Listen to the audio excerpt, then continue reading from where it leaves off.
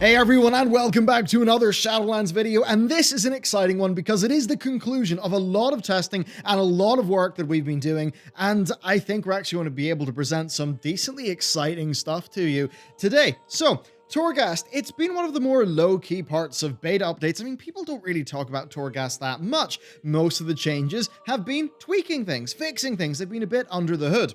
But the thing is, Torghast is such a core part of this expansion. Like, it's a major back-of-the-box feature, and we kind of thought to ourselves, why is this not being investigated? Why is it not really being talked about? You know, it was kind of drowned out by some other content testing and other problems like the ripcord. You know, it got all the thought. So we decided to do our big investigation into it. And the big question is this: is Torghast still fun? Is it fun at all? Is this the big blockbuster feature that we should all be rushing into when we hit max level?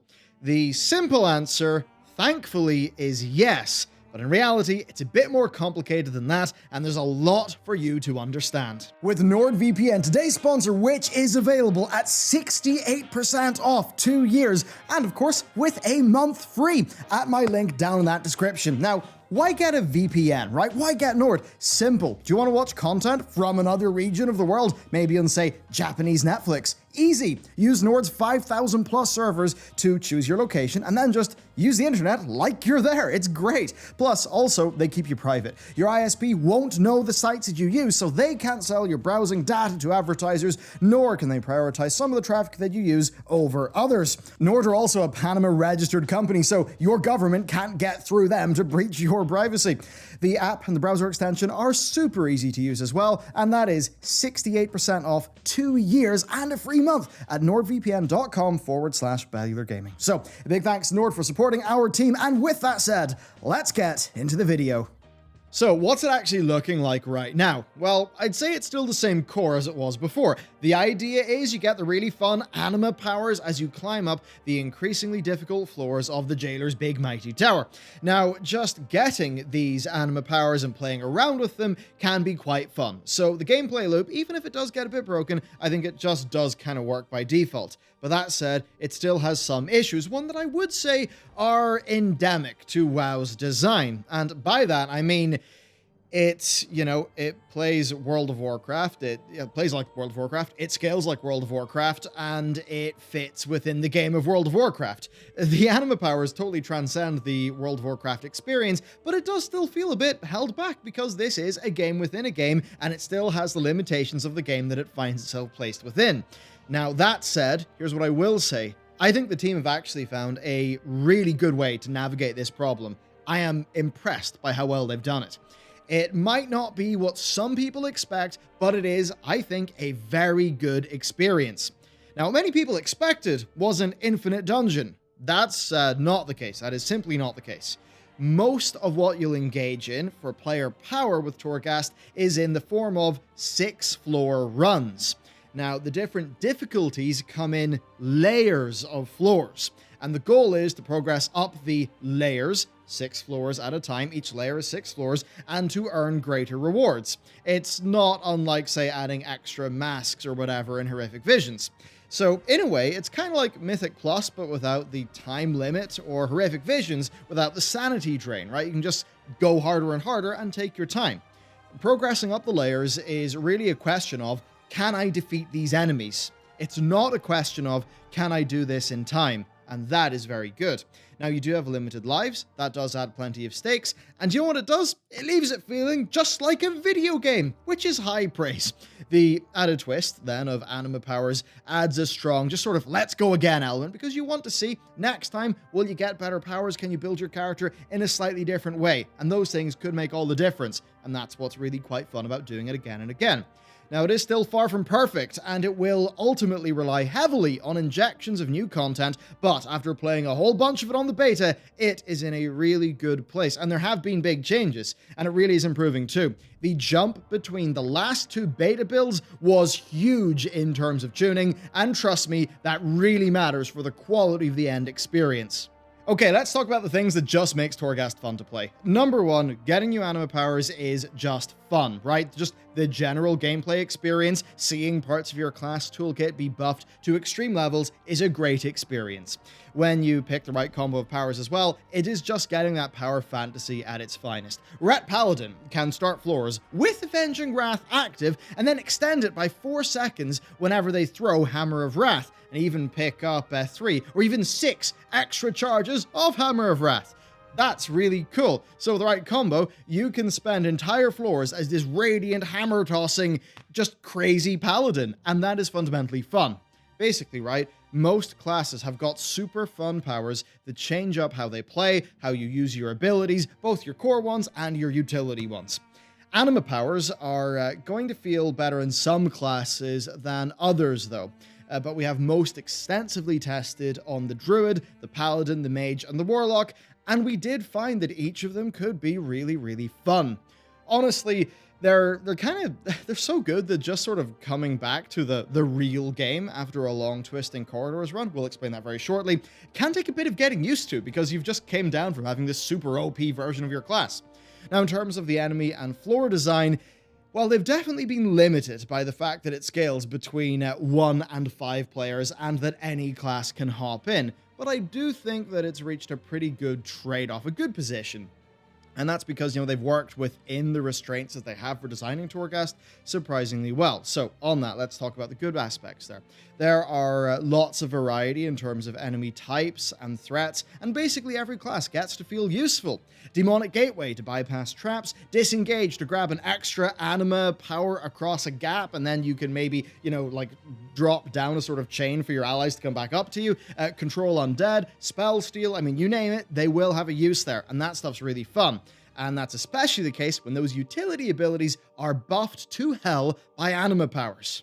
So basically, the gameplay is really good. Let's talk about, though, variety. What's it actually like in Torghast? Well, each of these 6 cell blocks, as they're called, are basically an individual dungeon. Each one has got its own unique flavor, gameplay mechanics, and mobs. Now, you will quickly learn what the mobs do, and they're simple enough. Dodge a ground effect, learn what to interrupt, what to dispel, when to stun. But, it's when the different mobs that sort of come together in a few different flavors with their different types of spells that things can get pretty hairy. And simplicity is the key here, right? Where, the mobs are pretty simple and readable, but also they could be really bloody punishing, and that really does matter for difficulty. Like, on the higher difficulties, if you miss a vital cast or you fail to dodge something, it can just get you killed. Now, to counteract the core simplicity, each one of the blocks has got surprising depth. So the Soul Forges one is full of fire damage and rapid casting, so being able to priority CC, hold interrupts for a specific spell, and survive magic damage, those things are the key. But in the Fractured Chamber as well, having things like Frost Nova, Typhoon, or any way to keep mobs, off your back, that works beautifully for killing the, big waves of exploding skeletons you get. So a solo mage will definitely like that wing more than, say, a warrior or a rogue. There's then Mort Regar. It is full of undead mobs. And what does that mean? Well, it means that paladins will be having the time of their lives there because they've got some specific anti-undead stuff. But the healers might have a bit more trouble because, the common mobs can reduce healing taken. So there's another sort of twang to it there. So that's roughly what's going on with, the different styles of cell block. We then do have smaller things, though, of just floor design that are fun. So being a demon hunter or using a displacement ability like Disengage, that can allow players to reach, in a case we found, a extra platform with an extra anima power on them and then throw down a chain so they're the rest of the group could climb up. That was a really cool use of the specific displacement movement abilities that are in the game. Then some anima powers, those are actually mimics. That's a fun little thing, but whenever they are mimics, they are rare mobs, right? They can be really dangerous, but also they can drop unique anima powers. So that's another fun bit of variety. Basically, right? It's all full of, just different little bits of design that make the different wings and playthroughs feel special. So that's a little bit about variety within your runs. Next, though, we've got to talk about the Ravenous Cell and the Brokers. Yes, things do get better with this interaction. So the uniqueness of each wing is doubled down on by a cool new thing they've got with the Ravenous Anima Cell mechanic. Okay, so you encounter a broker every 3 floors, and with them you can trade Phantasma, which is like your sort of run-specific currency, and you can trade that in with those brokers for items and anima powers, you know, like a shop in a roguelike game. Now this is pretty cool in itself, but each broker sells a single Ravenous Anima Cell. It's pretty expensive, right? It costs twice that of a regular anima power, but it's really strong. The reason why is it turns any non-elite NPC into an anima power that you can pick up. Now, being able to instantly kill one mob in a pack of mobs, that's pretty strong, especially in the higher level floors. But, of course, there is more. There's a cool interaction here.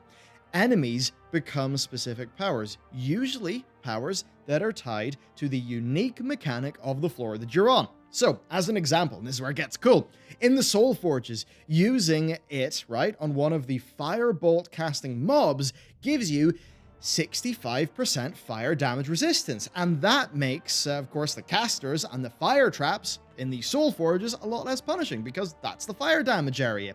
In Mortregar, then, dead mobs leave growing pools of damage that can eventually cover entire pathways, but if you use the Ravenous Anima Cell there, it actually gives you the ability to soak up those pools to get healing for your character instead.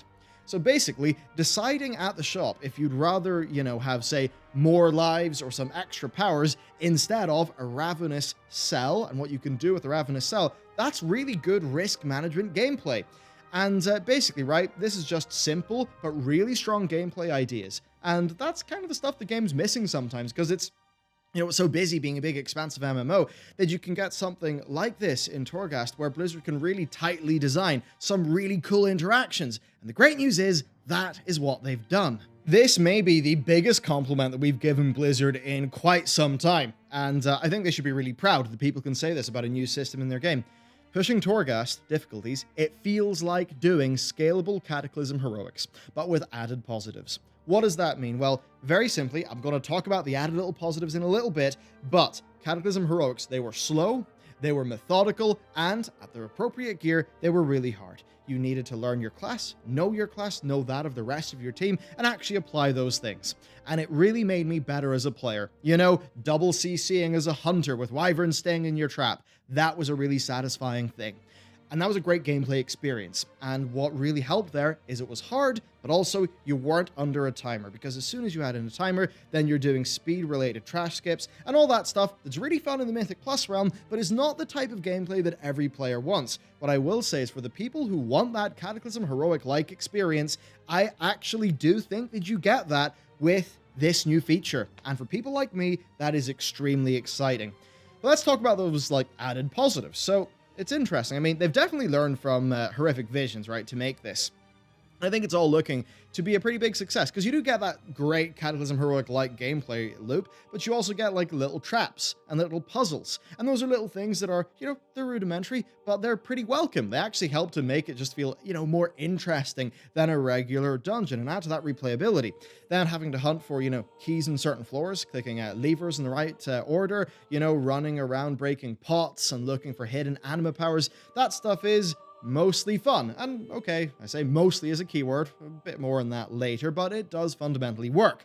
The last thing I'll call good too is the new 6-floor direction for the core version of Torghast. And that actually means that regular runs are in a constrained play session, and this actually solves a whole bunch of problems with anima power scaling being really, really insane when you're doing 20 plus floors. Now, the good news is some of this is preserved in the 18-floor Twisting Corridors runs, but it is also true that the infinite tower is not really a thing.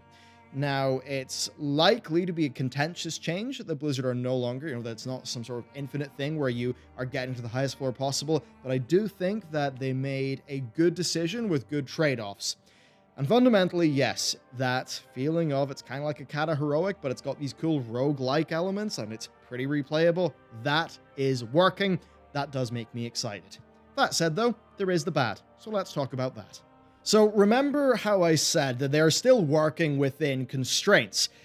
Well, they are. World of Warcraft has an extremely limited number of mechanics that every single class and every single player can actually deal with, and that's what Blizzard are limited to. And that mostly boils down to dodging the swirly, interrupting something, stunning, right? That stuff. And no matter how they frame that stuff, it's going to get old. Unlike the Mage Tower, where very, very tight class and spec-specific challenges were possible, that's just not really something that can be done with Torghast.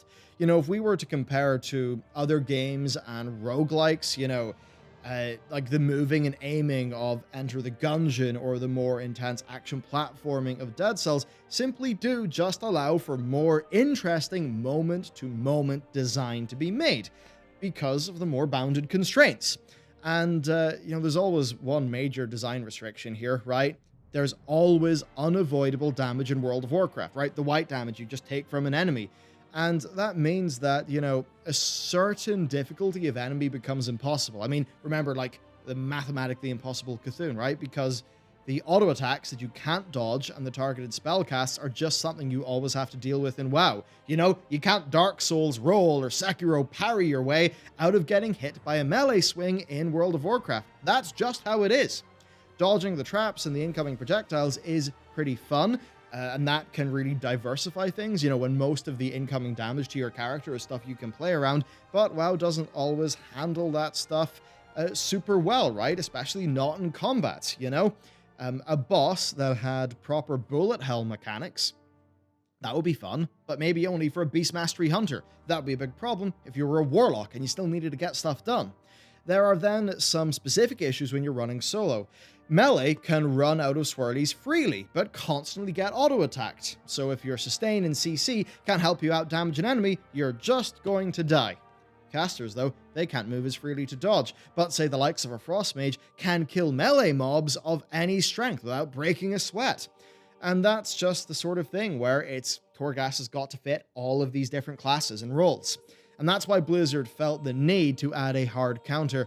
Some mobs get buffs that increase their damage and speed as you move, and eventually becoming CC immune. Now, that's the kind of thing that feels terrible because it can make a fight a DPS race. But the thing is, it's also in some ways kind of necessary so that things can't be cheesed, and so there's some balance between the different classes, and that's kind of tricky.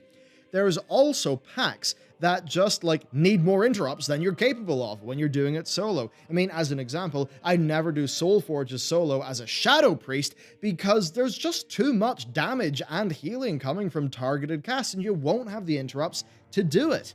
And this is, of course, stuff that feels less of a problem when you're in a well-rounded group, but still, if you're solo or if you're in a two-man run, that might sting a bit. In terms of actual implementation, there are still plenty of issues here, right? So there are major imbalances, especially as the difficulty starts to increase on this one. And this does extend to anima powers, right? They can scale and break your class in no time. I mean, playing a Retribution Paladin, that does get a bit stupid when, you know, you can heal yourself to full with a single Word of Glory when it costs 1 or 2 Holy Power, and you get, you know, Holy Power every few seconds, right? That's just a lot of healing coming in. Warlocks and Shamans, you know, they can get their defensives to basically last longer than their cooldown, so you always have them up. And in an effort to counter classes going entirely wild like this, damage is extremely spiky. So on higher floors, even, you know, a minor mistake can mean death if you did not find the defensive powers. That's a bit tricky for balance. Now, you can bring a full group to this type of content, and that will solve a lot of just the roughness problems that you could get there. You know, if you've got a well-rounded group, you've got more strengths, you've got less weaknesses, you can patch up each other's weaknesses, assuming, you know, you trust your friends to move out of the fire, which could be a problem for some people. Now, if people want to metagame Torghast, then yes, that does mean that balanced 5-person groups are probably the bet to go with. Now, the floor design and just the general pace, that's one of the more frustrating parts of pushing super hard here. It can get to the stage, and this depends on what type of player you are, but where you're scouring every single floor for anima, you're looting every single mob, you're breaking every single pot for Phantasma, and that can just take quite a while. And for some people, that won't be fun. Now, this is a minor point as it's mostly unnecessary, but maybe a speed boost once a floor is cleared of enemies, maybe that would be a nice thing for Blizzard to implement to solve up that little pacing issue when you're trying to go through it exhaustively after you've cleared a floor. Continuing on with the less good, there's definitely some missed opportunity in not doubling down on the infinite nature of the infinite Tower of Torghast, you know? A lot of the roguelike ideas that it evoked for its first iterations kind of built an expectation that maybe didn't exist, right? You can't hop into one Torghast run for a full evening, make a crazy build, and reach your personal best floor, and, then be able to tell the story to your friends of this insane run that you got. That's not really going to happen. Now, this could have made it more of a players log in just to play Torghast because it really is a game inside a game type of experience if it was infinite and a full scalable roguelike like that, but they sacrificed that to make improvements elsewhere. So that's like a bit of a pro, a bit of a con. There then are just standard World of Warcraft bugs. I mean, the last few builds, we had issues of floor bosses evading, which can be quite annoying. And for that, you need to kill the guard on each floor, like the sort of exit guard to proceed. And that's kind of like a little mini boss. But when that mob is bugged out and you can't hit them because they're evading, tough luck. Your run is gone. Blizzard must fix this in every circumstance before this comes out. So that's a problem.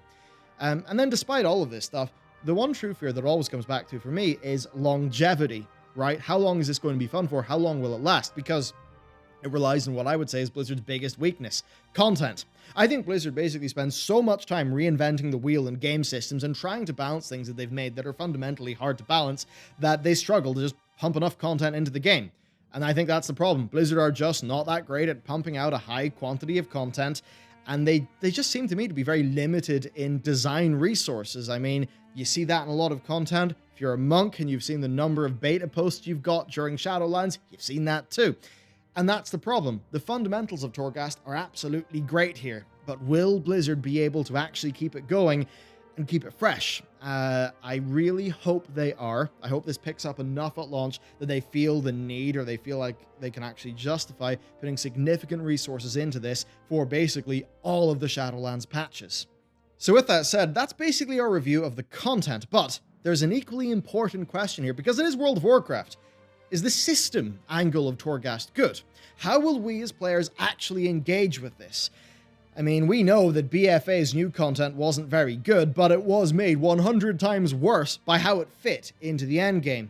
And thankfully, it seems like Blizzard have avoided that trap here.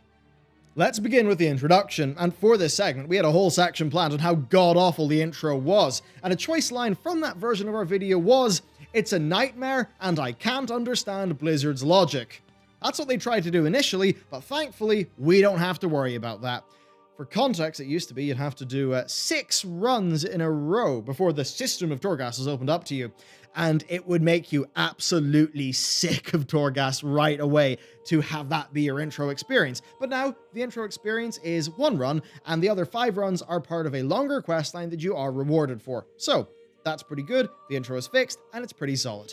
So, why do Torghast at all, and how long is it going to take each week? Well, Torghast and the Rune Carver, who is there, is basically all part of the legendary item system. Soul Ash is the currency that you'll be earning through your weekly Torghast runs, and it can be used to craft and upgrade those sweet, sweet Legos. Now, to give you a very brief explanation of this so you understand what it's actually going to be like, a layer is 6 floors in the standard mode of Torghast.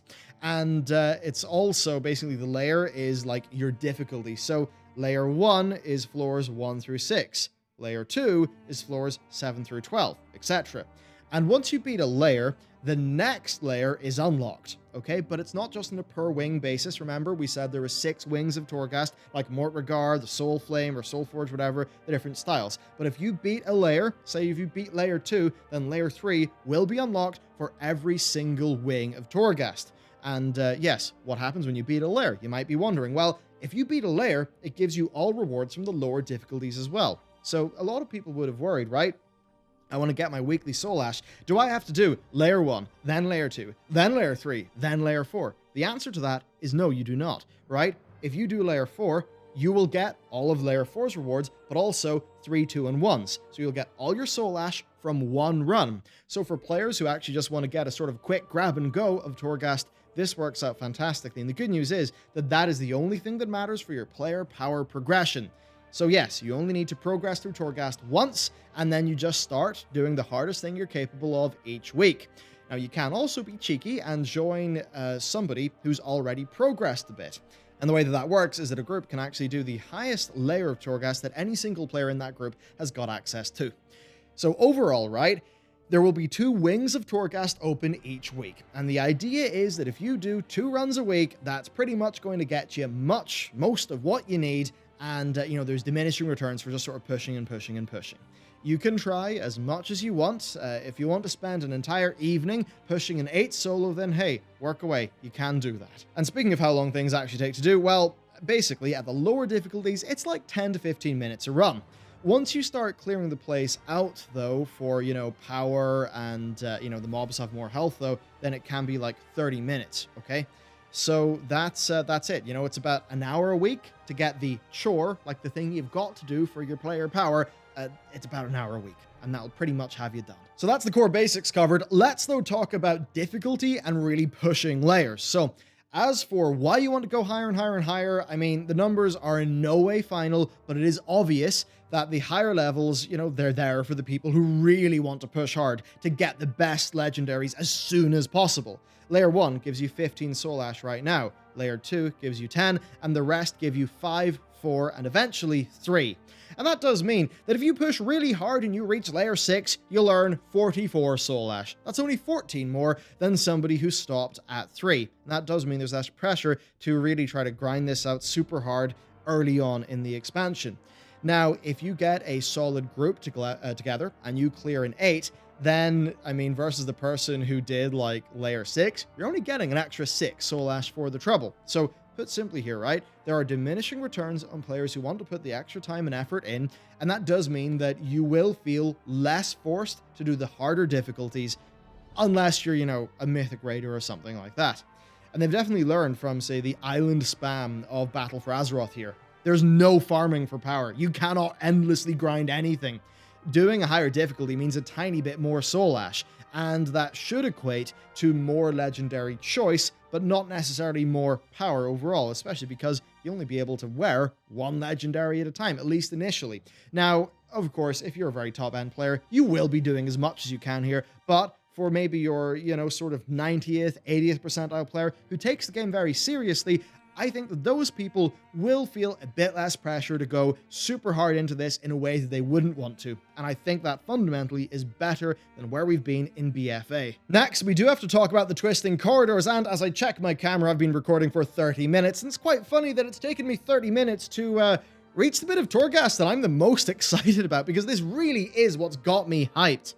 So the final thing you unlock after completing the quest line, that's the longer quest line, it is the twisting corridors. It is 18 floors long, okay? Now, it picks 3 of the 6 wings, and it gives you 6 floors of each, giving you, of course, that 18-floor run. Now, the twisting, this bit, right, it is cosmetic only, and you'll only really be wanting to redo it for fun. Now, what it does give you in terms of rewards is weekly Stygia, and Stygia is the Maw currency, and that does let you purchase some goodies from an NPC called Venari. You might want to pop in here every week, sure, but it's nowhere near as important as Soul Ash, so it's not something that you're going to feel like you really need to farm and take super, super seriously. Now, it also has a layer system, although it's a layer system that needs to be progressed through separately to the rest, and it's what Ian Hazzikostas, the game director, recently referred to as a challenge mode. So it's probably going to be scaling pretty fast and become super, super difficult. On beta, the jump between layer 1 and 2 of the twisting corridors is really intense in terms of difficulty. And it follows the same logic as the other wings. It means that layer 8 technically is floors 127 to 144. And if you do that, you get the corridor creeper mount. Very cool, but good luck, because it'll be bloody hard. Now, it's also the only place where you'll be getting real momentum with a whole 18 floors of anima power. So when you really get going, you've got all those anima powers. It is super fun. And this is what I look forward to just spending nights on with my guild. And that's just one of those things where this is a non-player power. This is purely an experiential reason why I'm hyped as hell for Shadowlands, right? I want to go get some people, get them into the office, set up a LAN in our downstairs room that's got the editing rigs, and just play Torghast in a LAN with my friends, with a few beers. And fundamentally, that's the best reason to play World of Warcraft, and I think this feature is truly going to deliver that. There you go, that is it, that is the state of Torghast. This is definitely a topic to explore once we've, you two, once we've all been through Torghast for a good bit. But there is one last question. Where the hell can they go next? What's going to happen? Because this is like the big tower in the jailer's domain. And with the maw being really threadbare, and Torghast clearly being important, I do expect big updates, especially as we try to mount some form of assault on the maw. Maybe find Sylvanas, whatever the hell's going on. Right? So I expect to see a lot more here. So how can they make it more exciting? Well, do you know what they can do? They can add in more anima powers, different types of things. That'll be really fun. They can scale up the difficulty pretty easy by just adding more layers. They can drop more rooms in, more mobs in for the procedural generation, and maybe even add in more wings. That's all stuff they can do. There's also 2 unused places for portals beside the twisting corridor, so hey, are they going to do something there? And I think that's the most exciting bit here. This is a design playground for mid-expansion, kind of like the mid-expansion sort of era for Blizzard, and that's something they've never really had before, right? It's this launch feature that can house whatever the hell they want for the future. I mean, imagine if those 2 portals ended up being like a Mage Tower-like spec-based challenge mode.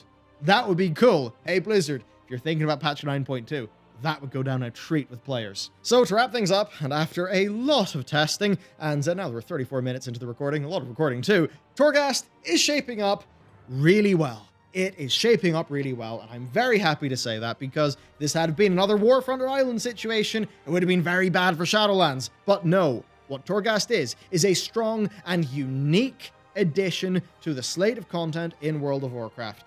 It might be a bit unbalanced, right? But it's been designed in a way where that doesn't matter too much, and you can just have some broken, overpowered fun, and if you want to push the challenge, you can do that. For once, Blizzard have played to their strengths and not their weaknesses. Pretty impressive, right? It's worked really well. This is one of the best things I think the team has done in years design-wise. Now, it doesn't solve, any issues that Shadowlands is facing as an expansion.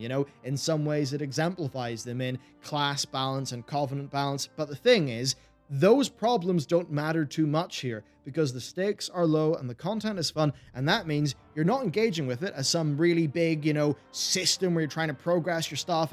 No, you're just doing it because it's fun for the most part. And that's one of the best things to say. It's almost a bit of a shame that this is not more central to the expansion, but we're new to the Shadowlands, we can take it a step at a time, and we'll see where Blizzard actually develops it.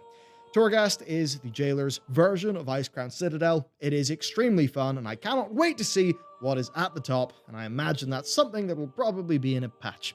So there you go. It's cool. The twisting corridors is super fun. That's something that's a totally optional thing that I really want to do a lot, so I just want to know, what do you want to do here? What draws you to Torghast? And how do you think the development has gone? Certainly this whole thing of, you've got the 8 layers of your 2 different runs that are wings that are available per week to get your Soul Ash and then the Endless Corridors. That's pretty different from what maybe some of us would have thought when this was first announced at BlizzCon. And certainly trade-offs were made to balance that all out. But they've really been able to hammer this out into something that actually works for World of Warcraft. And I think that's a pretty damn impressive feat. So that's the video. I hope you enjoyed it. I hope you're actually excited for Torghast because it's really fun. And with that said, I will see you next time.